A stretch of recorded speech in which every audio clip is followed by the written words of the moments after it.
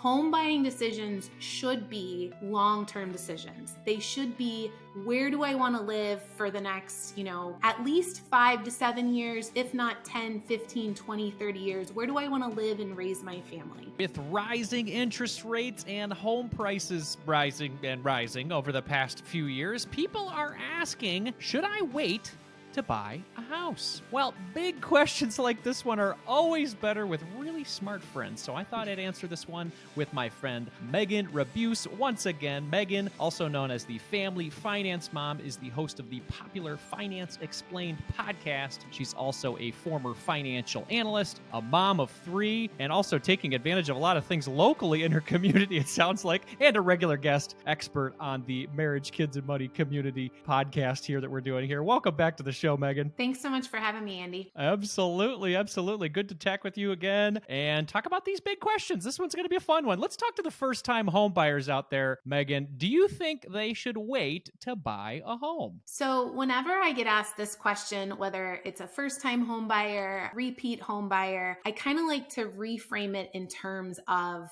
really what you're asking is, do I think home prices are going to go down? Am I going to lose money on a house? Can I still build wealth by owning a home? And big picture, let's talk about why homeownership builds wealth. It's because what else do most people do on a consistent month in, month out basis for decades at a time? That is why homeownership is wealth creating. That's one of the reasons. One is that people are consistently month in, month out making contributions towards paying down their mortgage, which is building equity in their home for a long period of time. So it's basically buy and hold for a long period of time. The other piece of it is that you're using debt or leverage. So you put up a little bit of a down payment, you get to buy the rest by borrowing it. And that also then creates kind of an amplification of wealth creation. So the combination of using debt and also having this long holding period is what creates wealth through home ownership. So if we take that as kind of the basis for all these questions and then come back to your first question is, should first-time home buyers be waiting to buy a home right now? Well, the question to ask isn't, do I think home prices are going to fall over the next year or the next 2 years, which I'll be honest, I don't, and I'll come back to that in a second. But where are home prices today relative to where you think they're going to be 10, 15, 20 years from now? Home buying decisions should be long-term decisions. They should be, where do I want to live for the next, at least 5 to 7 years, if not 10, 15, 20, 30 years? Where do I want to live and raise my family? Those are the types of questions you should be thinking of. And I realize as a first-time home buyer, like maybe you're not planning to be in that home for 25 or 30 years. But honestly, if you aren't committed to being somewhere for, I would say, a good 5 to 7 years, homeownership might not be the right answer for you. Not only like right now, but ever. And, if that's your time horizon, that's usually not a good time horizon for buying a home. I think that's a really good point. I think I found myself in that situation with my first home. I bought because I was supposed to, or, quote unquote, supposed to feel like you're supposed to, because everybody's, barking at you in the media or even your family or whatever saying, hey, you should buy a house. You're wasting money on rent. But if you're not going to be there long term, renting has a lot of great options to it.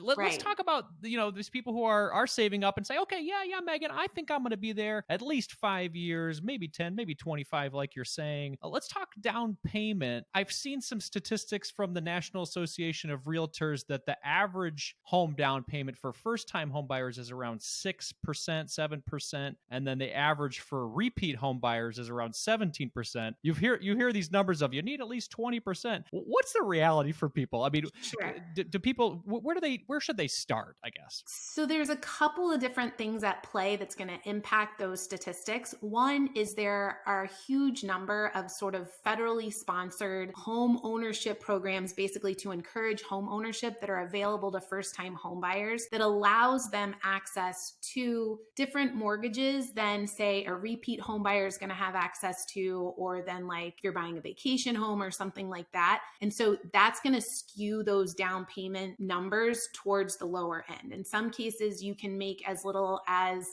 a 2 or 3% down payment and qualify for some of those federal programs. So that's, the first thing. The second thing is, again, time, right? First-time home buyers typically are younger, they haven't had as much time to save up. And so they are likely going to have smaller down payments than older, more established families who've been saving for longer. And that's also why some of those mortgage programs are available to them. And then the third thing is that a repeat home buyer has had the benefit of wealth creation through homeownership already. And they're also tax incentivized to roll over any gains they got in their first home into their second home. So if they owned a home for a while, they had some appreciation in the value of the home, or they paid off some of that mortgage, and they're coming away with like a big check from the sale of their home, they're incentivized from both a tax perspective as well as just from lowering their, ongoing cost of living run rate by having a lower mortgage payment by rolling over that cash into their new home. So that's going to contribute to their ability to have larger down payments as well. Now, a couple things for first-time homebuyers to be aware of. Typically, if you are putting a lower down payment towards your home, you're likely going to have a higher mortgage rate. You may also have to pay something known as PMI, which is private mortgage insurance, which is basically insuring the mortgage provider against your risk of default. So that's going to increase your monthly payment as well. And in some cases, you may actually have to take out a second mortgage at a much higher rate to kind of make up the difference to get to kind of that 20% down payment threshold. So just be aware that if you have less of a down payment, the overall cost of borrowing, your financing costs, things like that, your interest rates may be higher. Yeah, I think that makes sense. And,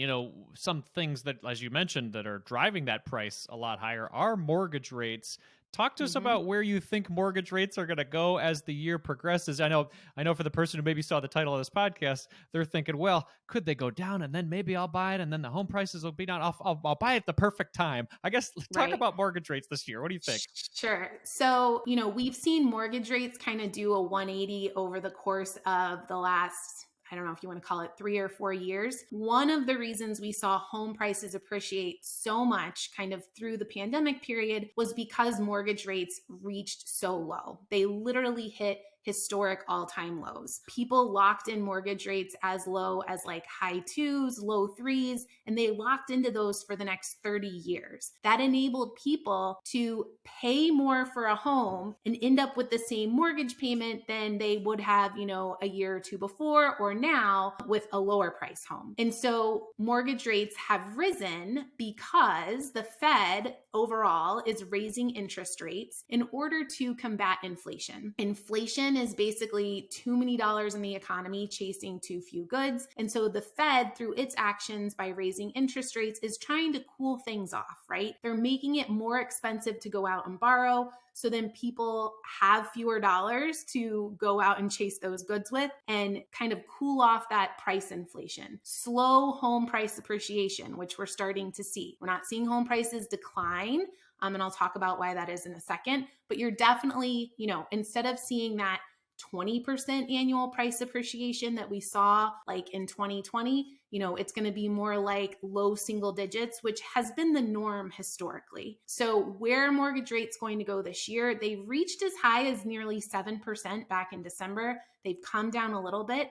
The Fed is expected to continue to increase interest rates through 2023. However, longer term rates, which is kind of what informs mortgages, are holding fairly steady. So I think kind of where they're at now, which is like the lower 6s, is probably where they're going to hang out. There is the potential, should we enter into an official recession, should the Fed start to lower rates over the next, call it 12 to 18 months, we could start to see those come back down again. But I'm not sure that we're going to see kind of those high 2, low 3% mortgage rates maybe ever again in our lifetimes. Wow, that's quite the prediction. I feel that because although they seem high right now, this is about when I got my first house. I think it was about 5.5%, 6%, something like that in 2004, 2005. So historically, these are not that high, right? No, historically, this is normal. And I always like to tell people, like, when in doubt, zoom out. Like, people are very focused on kind of what interest rates have done in the last 6 to 12 months. If you zoom out and look at mortgage rates over a long period of time, like, when you get off the show today, go ask your parents what they paid for a mortgage rate.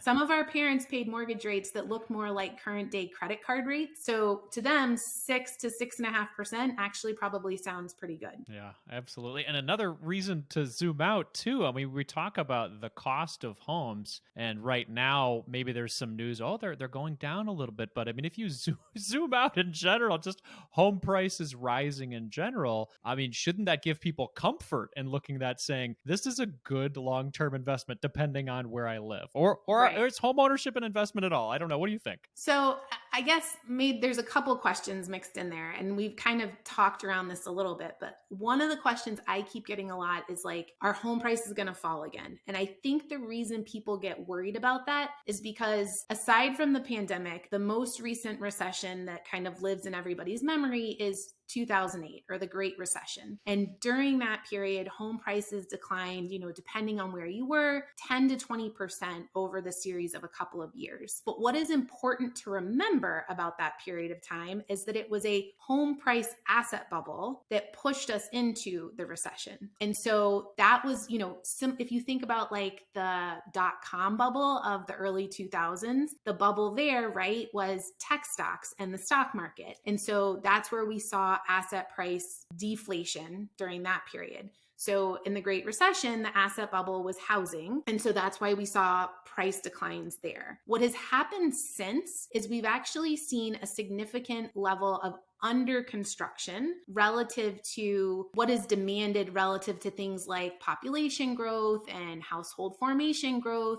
And so we've ended up in a period where we actually have kind of big picture a housing shortage. That's some also of why we saw home prices accelerate in recent years with lower interest rates. It's why we're seeing rents increase so much as well, just because in general, there's not enough housing to meet kind of the demand. And so that to me kind of fundamentally underpins home prices. So even though higher mortgage rates are slowing transactions, you see fewer people listing their homes as well. So there's still more buyers out there than there are sellers. And in order to see kind of home prices decline, you'd have to see a lot of forced selling, the number of sellers exceeding buyers. And we're just not seeing that. And I don't expect to see that absent, like if we end up in a recession that is severe, prolonged, ends up with significant increases in unemployment, which is not really what anybody is predicting right now, just because the labor market is so strong. I really don't anticipate seeing something like that 2008 scenario happen again. So I don't know if that answers all those questions, but hopefully it kind of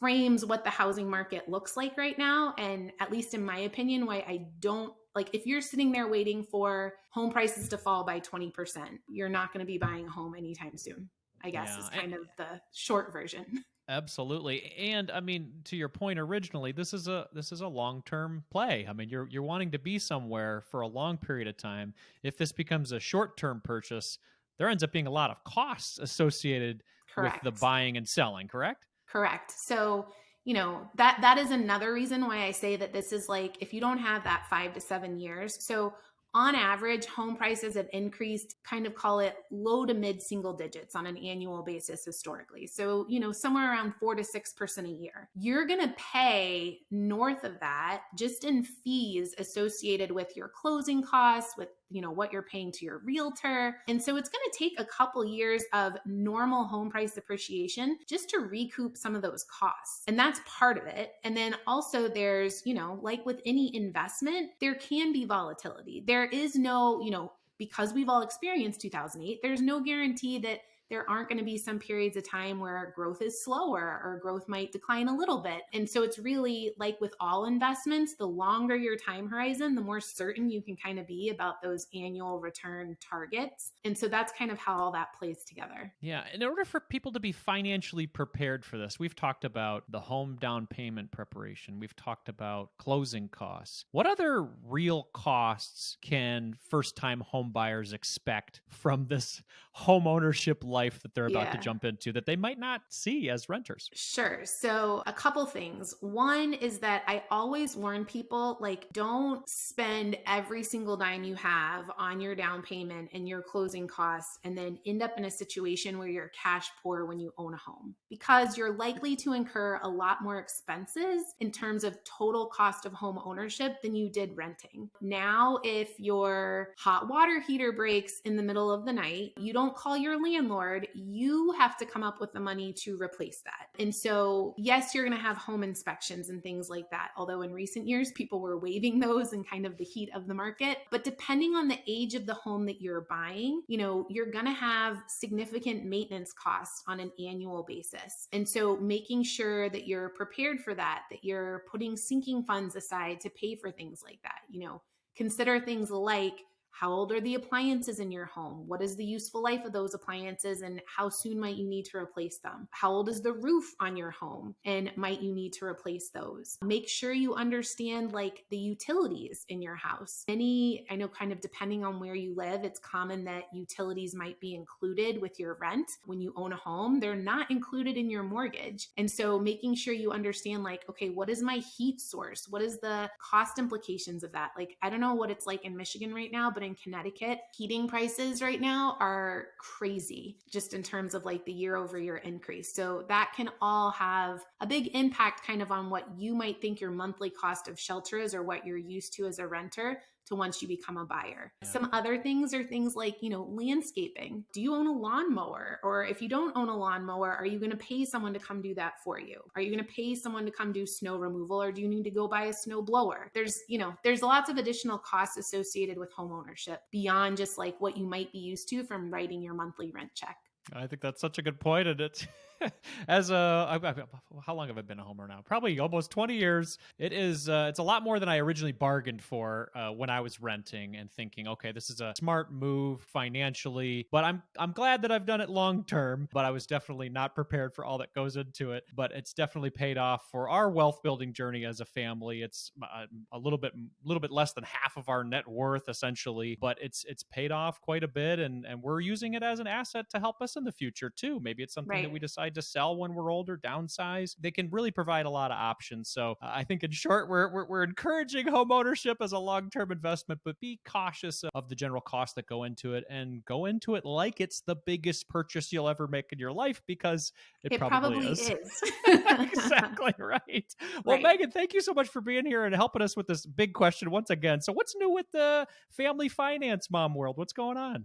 Sure. So for those of you who've heard me on here before, last year I ran an investing workshop series. I basically like once a month for 6 months, pick a topic, host a live workshop on it, but you can also sign up and catch all those replays at any time. So that is available. This year, I'm also running an economic workshop series. So each month there is a specific economics topic that is covered in a live workshop, but is also available in replays to anybody who signs up after the fact. The first topic we just had last week was, what is a recession? Given all of the headlines we're seeing these days, explaining kind of what happens, what has happened historically, why people are saying that right now. And then going forward, each month we'll kind of delve into a specific topic on economics. Next month is kind of Econ 101.